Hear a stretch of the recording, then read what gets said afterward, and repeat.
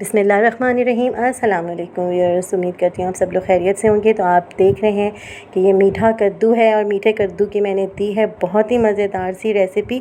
शुरू से लेकर आखिर तक रेसिपी को देखिए। तो जी ये मैंने लिया है 1 पाव पेठा यानी पम्पकिन। इसकी पूरी एक मैंने फाँक ले ली थी और ये देखिए मैं उसको काट रही हूँ छिलकों समेत। अच्छे से मैंने फाँक को धो लिया था और मैं इसको अब काटूंगी छिलकों समेत, इसलिए कि छिलकों के साथ अगर आप पकाएंगे तो आपको ख़ुद पता चलेगा इसका जायका कि कितना लजीज है, कि गोश्त की सारी रेसिपीज़ में और जायकों में ये भारी डिश बनती है। तो व्यूअर्स आप ये देख रहे हैं कि मैंने बीज भी नहीं निकाले और इसका जो ऊपर से रेशा है ये देखिए, यही बहुत ज़्यादा टेस्टी होता है। आप ये देख रहे हैं और आपने इस तरह से बारीक बारीक काट लेना है स्क्वायर में।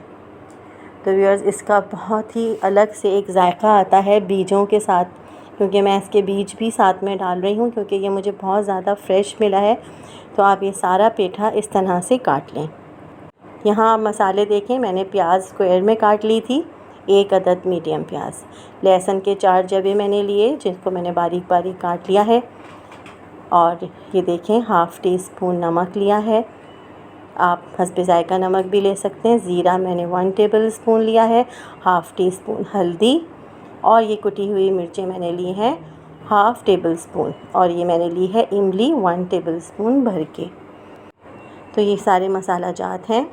ये देख लें कि इमली इस तरह से मैंने ली है, आप चाहें तो इसको पानी में भिगो के इसकी गुठलियाँ भी निकाल सकते हैं। तो अब यहाँ मैंने कढ़ाई के अंदर लिया है तेल, आप चाहें तो आप सरसों के तेल में भी इसको पका सकते हैं, तो इसका जायका दुबाला हो जाएगा, लेकिन मेरे पास सरसों का तेल नहीं था तो मैंने 3 टेबल स्पून यानी डाल दिए हैं इसमें ऑयल की।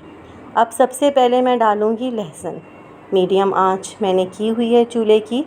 लहसुन और स्क्वायर में कटी हुई यानी चॉप की हुई ऑमलेट वाली प्याज, आप ये देख लें। थोड़ा सा मैंने चूल्हा तेज़ किया है और अब आप इन दोनों चीज़ों को अच्छे से फ्राई करना स्टार्ट करें।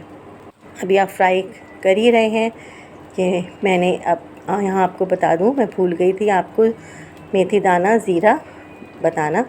तो पहले हम हाफ़ टी स्पून मेथी दाना डालेंगे और 1 टेबल स्पून जो मैंने ज़ीरा लिया था वो भी हम ऐड कर देंगे ऑयल के अंदर, ताकि ये अच्छे से कड़कड़ा जाए और इसका जायका जो है वो रिलीज़ हो जाए मसाले के अंदर।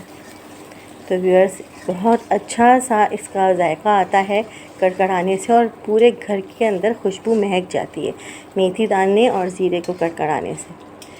तो व्यूअर्स ये देखें, आपको इस तरह से हल्का गोल्डन करना है, बिल्कुल लाइट गोल्डन आपको प्याज को और मेथी दाने को और ज़ीरे को रखना है, ज़्यादा जलाना नहीं है वरना इसका जायका ख़त्म हो जाएगा। ये देखें, आप इस तरह से चमचे की मदद से अच्छे से चला के फ्राई करें।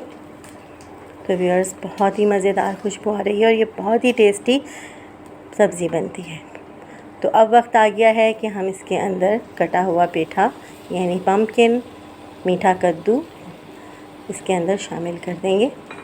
ये तकरीबन 1 पाव की फाँक थी जो कि मैंने ली थी, 1 पाव से थोड़ी सी ज़्यादा की।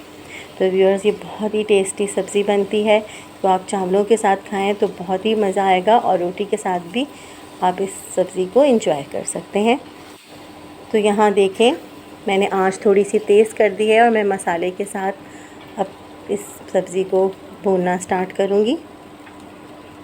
और अब देखें, अब इसके अंदर आप शामिल करें कुटी हुई मिर्चें, हाफ़ टी स्पून हल्दी और हाफ़ टी स्पून नमक। इमली आप ये देखें मैं नहीं डाल रही, इमली को मैं आपको आगे बताऊंगी कि किस तरह से आपको इमली को इस सब्ज़ी के अंदर शामिल करना है, जो कि बहुत ही टेस्टी बनती है इमली डालने से ये सब्ज़ी। लेकिन अभी नहीं, मैं आपको आगे बताऊंगी कि कब किस स्टेप में आपको इमली को इस सब्ज़ी के अंदर ऐड करना है। तो व्यूअर्स बहुत अच्छे से आप चमचा चलाएं, जैसे जैसे आप चमचा चलाएंगे ये सब्ज़ी जो है पानी छोड़ेगी। पानी देखें मैंने इसमें बिल्कुल नहीं डाला, मीडियम से थोड़ी सी कम आंच पर मैं इसको 2 से 3 या 4 मिनट के लिए ढककर पकाऊंगी। पानी मैं बिल्कुल नहीं डालूंगी और अब वक्त आ गया है कि हम थोड़ी सी देर के लिए कवर करें, यानी से 3 से 4 मिनट के लिए आपको खड़े रहना है, बिल्कुल कहीं नहीं जाना सब्ज़ी को छोड़ के, वरना सब्ज़ी जल सकती है। 3 से 4 मिनट बाद ये देखें भाप आई, स्टीम आई और ये देखें कितना अच्छे से पानी छोड़ा है सब्ज़ी ने और बहुत ही टेस्टी खुशबू आ रही है।